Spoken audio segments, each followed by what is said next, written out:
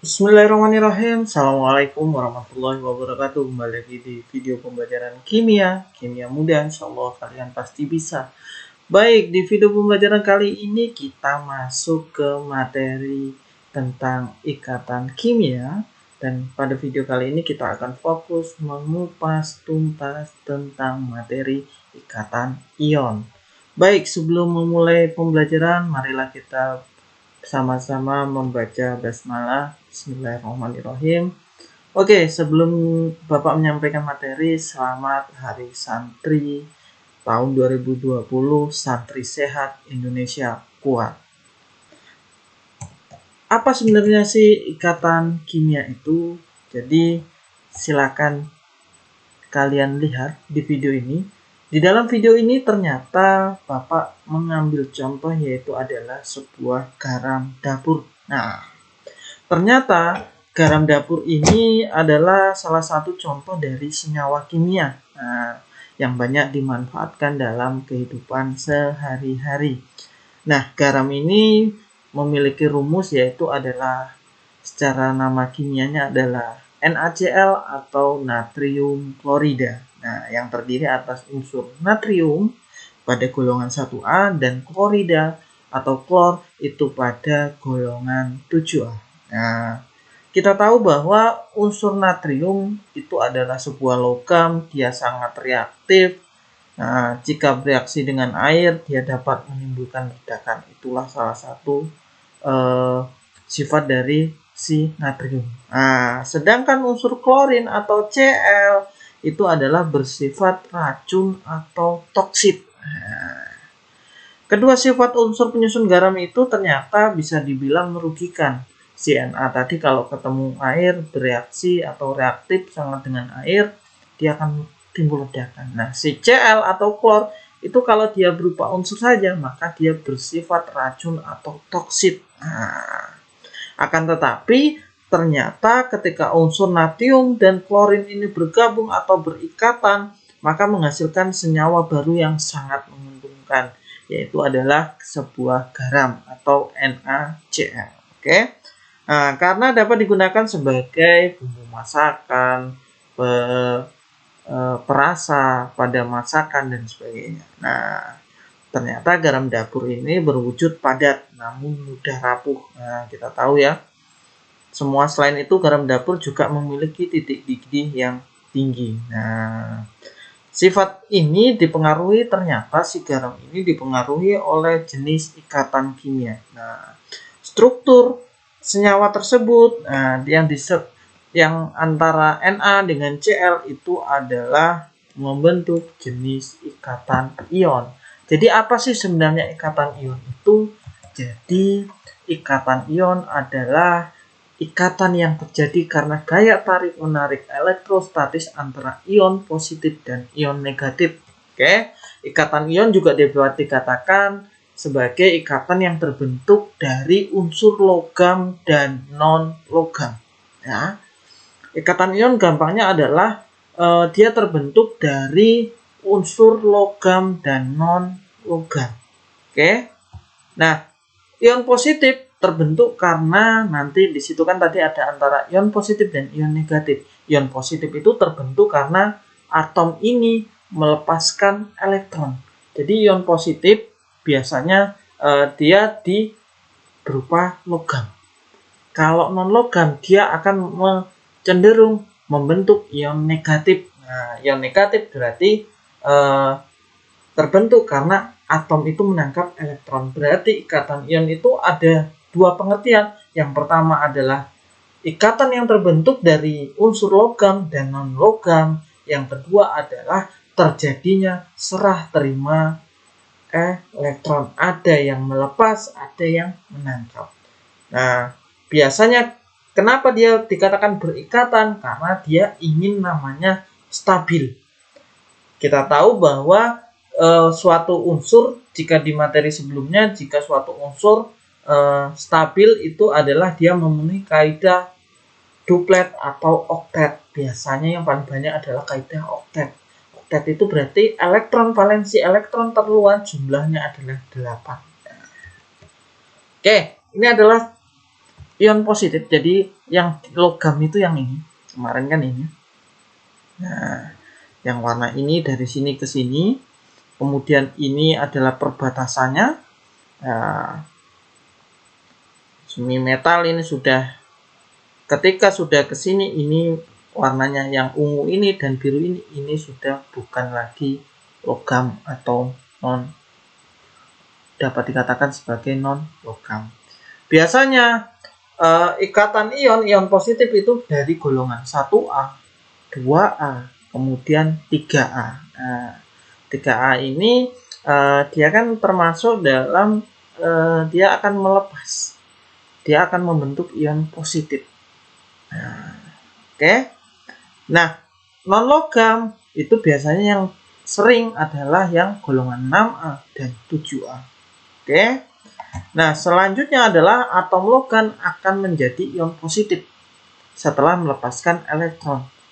Nah, atom non logam akan bermuatan negatif setelah menerima elektron. Jadi, yang logam ini dia akan menjadi cenderung melepaskan elektron atau menjadi ion positif.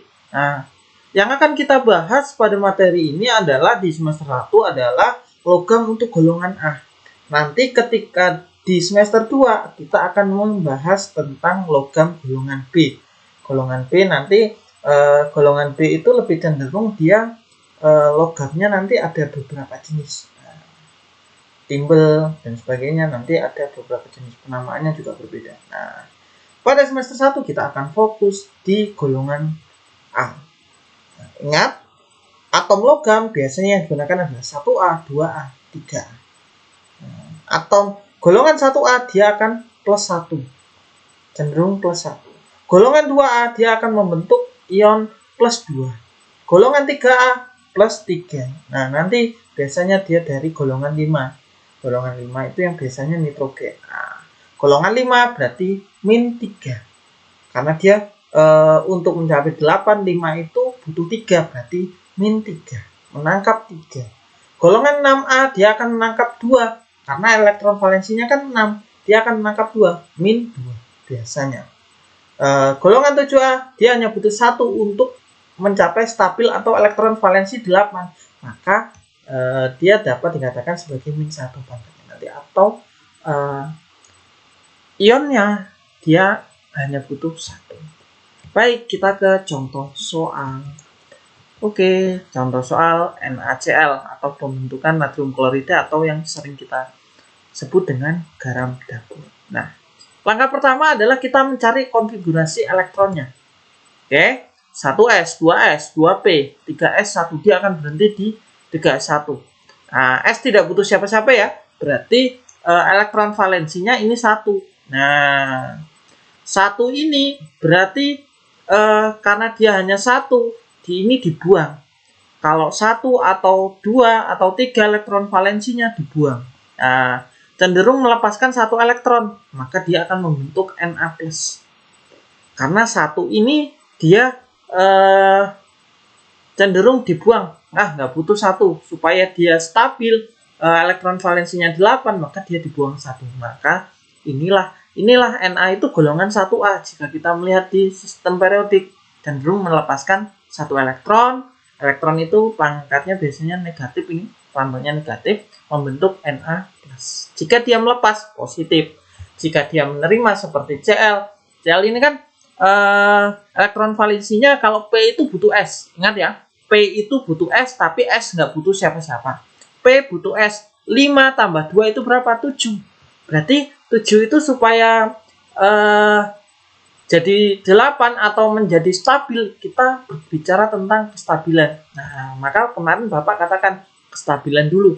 Maka 5 tambah 2, 7. 7 itu butuh berapa supaya 8? Daripada dia buang 7, mending dia ngambil 1. Maka dia cenderung menangkap si Cl ini. Ketika menangkap, maka dia akan bermuatan negatif. Ingat ya, melepaskan dia positif, menangkap dia menjadi negatif. Nah, bereaksi membentuk apa sih? Na ini ternyata melepas, berarti tanda panah baru Na plus. Plus ini dia melepas, artinya melepas 1. Berarti ketika melepas 1, elektronnya lepas, makanya ditambah dengan elektron di sini. Na dia melepas jadi Na. Melepas berapa? 1, berarti plus 1 menjadi ditambah dengan elektron. Nah, oke. Selanjutnya Cl. Cl kan tadi butuh 1 nih. Nah, cenderung menangkap 1 elektron, berarti dia butuh 1. Ditambah 1.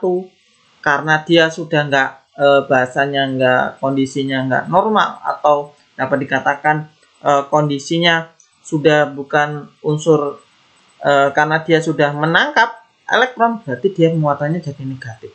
Cl-. Nah, elektron di sini yang dilepas itu 1, elektron yang diterima juga 1. Nah, maka cukup kalikan 1. Kalikan 1.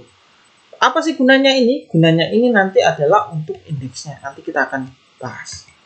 Na plus ditambah Cl min, dia akan menjadi NaCl. Ion positif ditambah ion negatif akan menjadi sebuah garam atau natrium klorida. Hilang ini, serah terima. Oke. Selanjutnya ini adalah kira-kira Na itu kan kulit pertamanya jumlahnya 2. Nih, 1. Kulit kedua ada S dan P. P itu ditambah S8. Nah, ternyata 10 ini, 11 ditambah ini.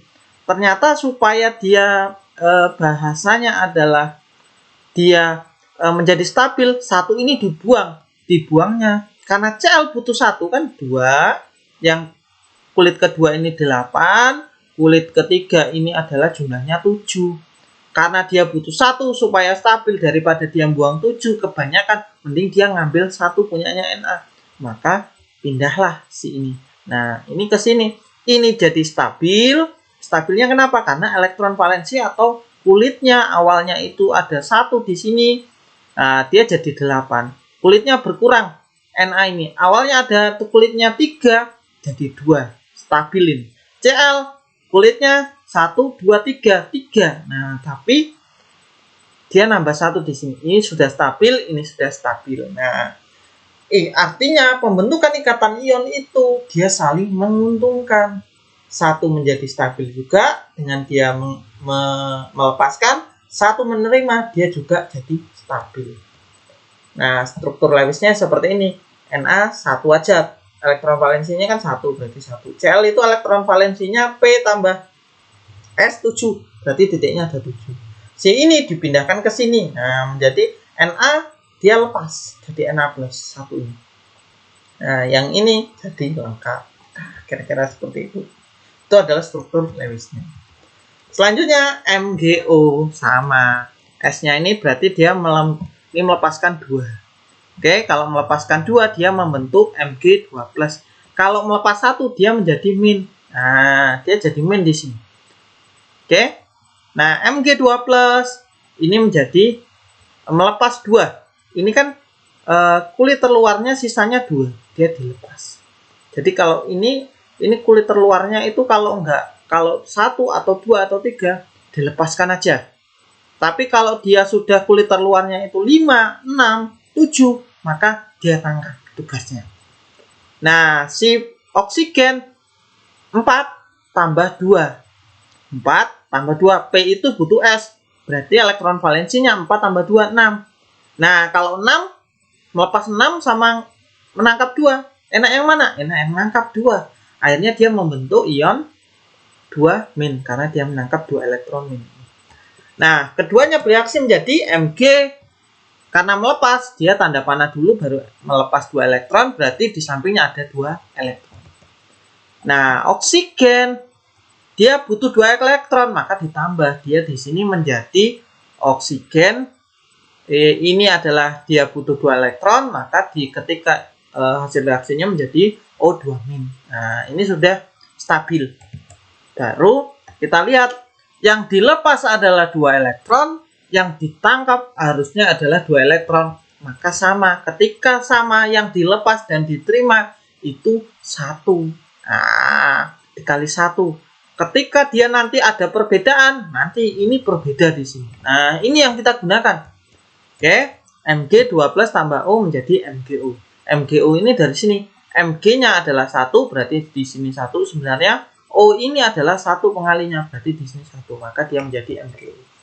Struktur Lewisnya seperti ini.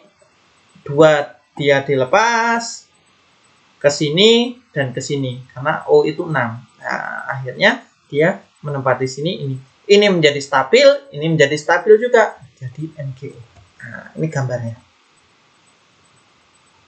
Awalnya dia kulitnya Mg3, jadi kulitnya hanya 2.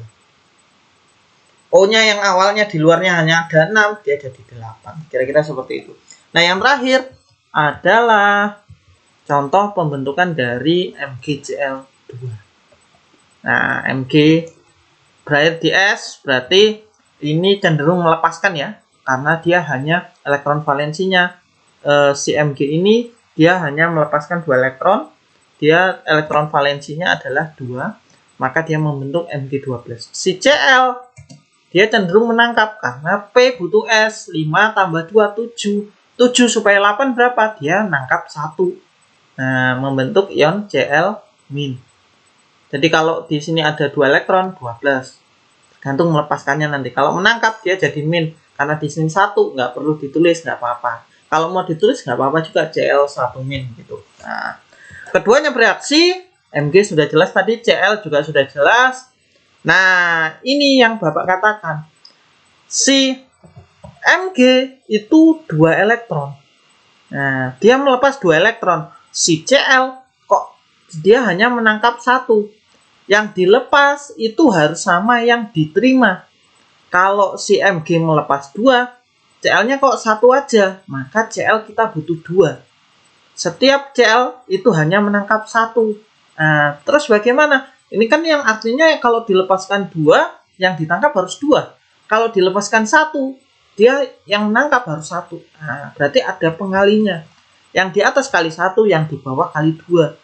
Artinya Cl-nya ini ada 2. Cl-nya ini ada 2. Kalau Cl-nya ada 1, dia hanya nangkap 1. Sedangkan yang dilepas ini adalah 2. Maka dia butuh pengali 2. Terus bagaimana? Nah, Mg12 Cl menjadi MgCl2.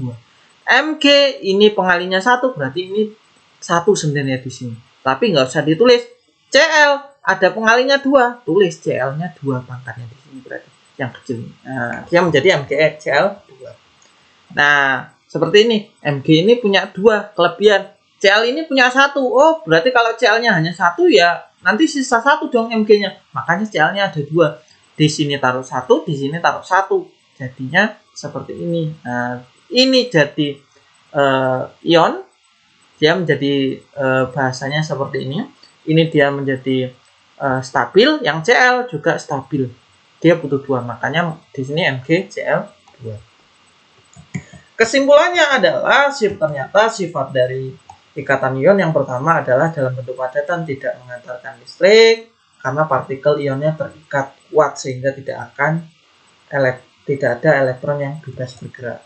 Namun dalam bentuk leburan ternyata lelehan atau larutan senyawa ion ini dapat menghantarkan listrik atau konduktor yang baik. Dalam bentuk padatan dia tidak menghantarkan listrik. Tapi ketika dalam bentuk leburan atau larutan, maka si senyawa ion dapat menghantarkan listrik. Nanti kita akan pelajari di elektrolisis di materi semester 2. Ikatan ion merupakan zat padat dengan titik leleh dan titik didih yang relatif tinggi. Sebagai contoh NaCl, jika ada di buku itu pada suhu 800. Dia dapat meleleh pada suhunya 800, luar biasa. Nah, air titik didihnya 100. Nah, ini 800, bagaimana itu? Nah, luar biasa kan? Larut dalam pelarut air, tapi tidak larut dalam pelarut organik, polar atau non-polar. Nanti kita akan pelajari. Struktur kristalnya keras, tapi rapuh. Nah, garam itu kan bentuknya kristal, tapi dia rapuh. Sehingga ketika dipukul, dia akan hancur. Kira-kira seperti itu tentang ikatan ion. Baik, Bapak rasa cukup. Terima kasih sudah menonton video ini. Semoga video ini bermanfaat. Terima kasih Bapak Iri. Assalamualaikum warahmatullahi wabarakatuh.